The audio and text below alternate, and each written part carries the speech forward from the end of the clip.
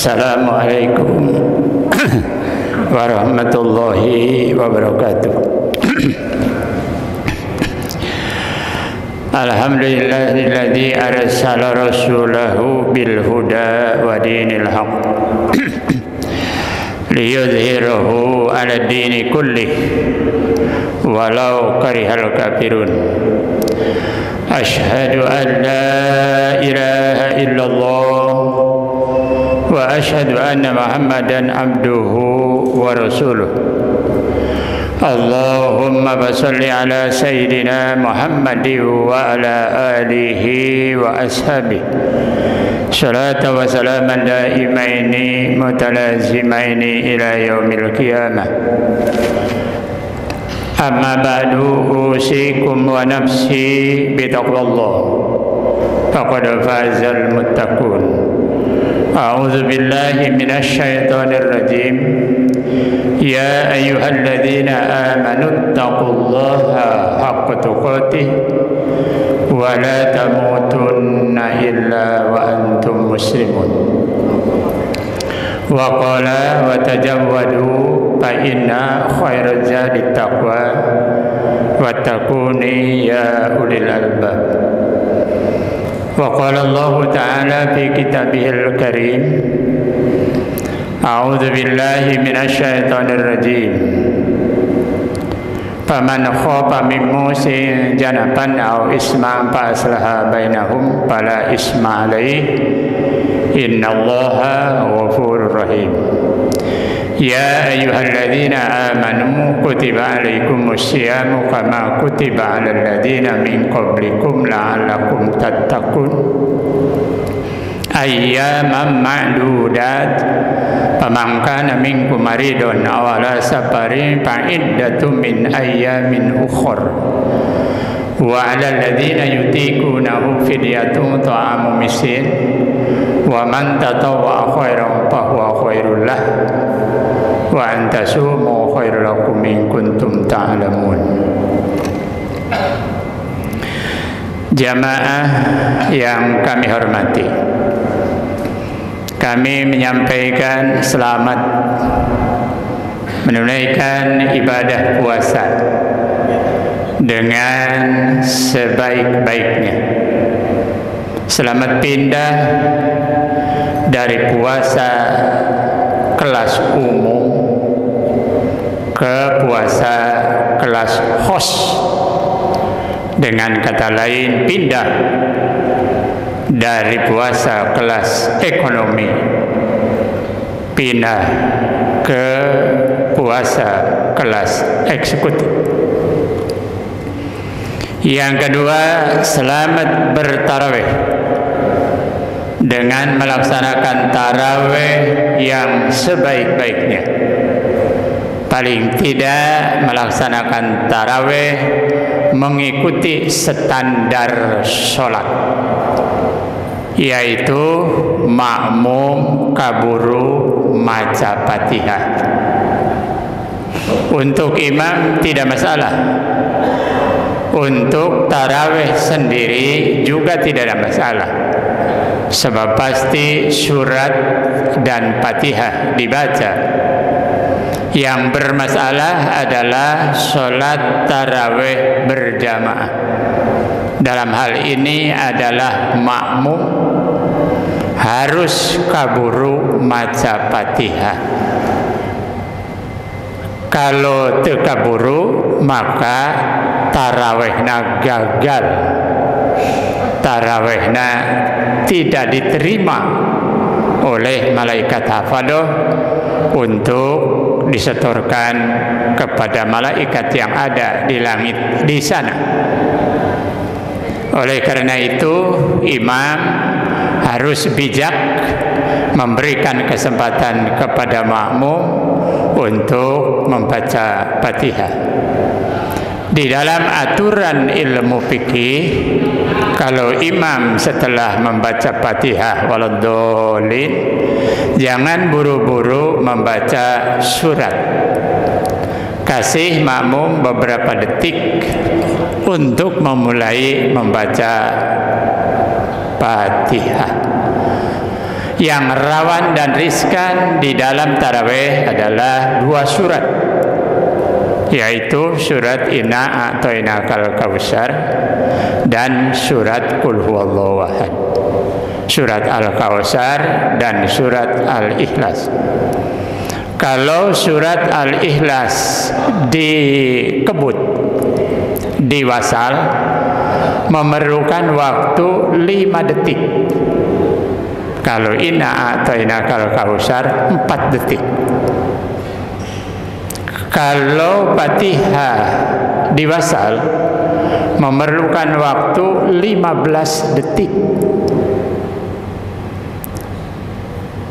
Kulhu kalau diwakaf memerlukan waktu 15 detik. Fatihah kalau biasa dibaca biasa wakaf memerlukan waktu 30 detik. Fatihah yang durasinya memerlukan 15 detik kalau diwasal agar kaburu ruku dengan imam, ini tidak akan bisa kalau kulhunya diwasal dikebut yang hanya 5 detik. Jadi kulhu jangan diwasal tapi diwakaf yang memerlukan waktu 15 detik, sama dengan Fatihah kalau diwasal 15 detik. Satu kali lagi, kulhu kalau diwakaf memerlukan atau berdurasi 15 detik.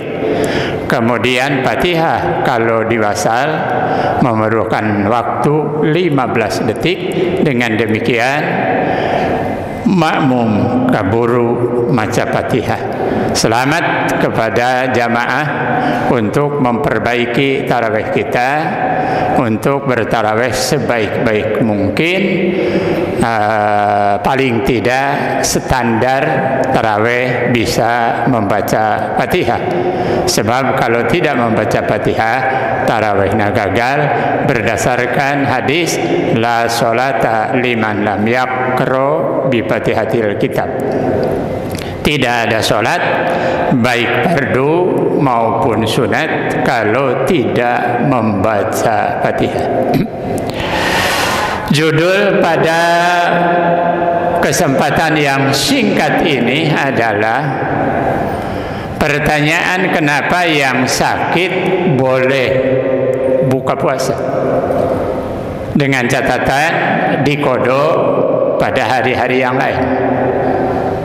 Dan kenapa orang yang sedang bersafari jauh boleh buka puasa. Buka puasa adalah bagi orang yang sakit itu latar depan. Kemudian bersafari jauh yang melelahkan itu adalah latar depan. Yang akan kita kaji sekarang adalah latar belakang daripada orang yang sakit dan bersafari jauh waktu puasa. Jamaah yang kami hormati, apabila seseorang mukmin dan mukminah sakit, ini diceritakan di dalam khabar oleh Abu Umamah, maka Allah Subhanahu wa taala ngutus 4 orang malaikat kepada orang yang sedang sakit. Malaikat pertama berperan untuk mencabut sementara kekuatan orang yang sakit, tenaga, stamina dicabut sementara. Ini adalah peran malaikat yang pertama. Maka orang yang sakit biasanya tidak bertenaga, tidak berstamina, tidak berkekuatan, karena kekuatannya, staminanya, tenaganya dicabut sementara oleh malaikat yang pertama. Kemudian malaikat yang kedua berperan, bertugas, mandataris dari Allah Subhanahu wa taala untuk mencabut nafsu makan dan nafsu minum. Tidak ada orang yang sakit enak makan, enak minum, enggak ada. Kenapa enggak ada? Karena dicabut oleh malaikat sementara selama dia sakit nafsu makan, nafsu minum, dan nafsu yang lain. Kemudian malaikat yang ketiga diutus oleh Allah Subhanahu wa taala untuk mencabut nur wajhihi, cahaya wajahnya. Nur, cahaya banget dicabut, sehingga orang yang sedang sakit, seperti kita ketahui bersama, pucat pasi. Kenapa pucat pasi? Dicabut sementara nur, cahaya bangetnya oleh malaikat. Kemudian malaikat yang keempat bertugas untuk mencabut dosa tertentunya, dosa pertengahan ke bawah yang tidak ada kaitannya dengan manusia, dicabut sementara. Hutang henteu kacabut, hutang mah henteu kacabut, tetap aja kudu dibayar. Jadi malaikat yang keempat berperan, bertugas untuk mencabut dosa-dosa tertentu dari orang yang sakit untuk sementara. Sementara hutang teka bawa kacabut, dosa besar membunuh, kemudian dan lain sebagainya, berzina, itu tidak tercabut. Apabila orang yang sakit itu sembuh kembali, maka malaikat yang pertama mengembalikan lagi, tenaga dikembalikan, stamina dikembalikan, kekuatan orang yang sakit dikembalikan, maka dia pulih seperti sebelum sakit.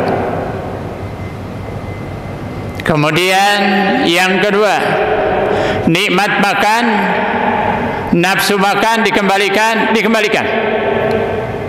nafsu minum dikembalikan. Dia akan nikmat makan, nikmat minum melebihi daripada makan dan minum sebelum sakit. Kemudian malaikat yang ketiga mengembalikan nur wajah yang tadinya pucat pasi, 1 minggu setelah sakit kembali lagi bercahaya karena dikembalikan nur wajahnya oleh malaikat yang ketiga. Kemudian malaikat yang keempat tidak mengembalikan dosa tertentu kepada yang sakit, tidak dikembalikan. Nah, makanya orang yang sakit itu bebas dari dosa-dosa tertentu kecuali hutang. Kemudian malaikat yang keempat menghadap kepada Allah Subhanahu wa taala sambil sujud. Ya Allah, kemanakan dosa orang yang sakit ini yang tidak boleh dikembalikan karena jaminan bersih daripada dosa tertentu? Allah berfirman, buang ke laut. Maka jadinya timsah, buaya.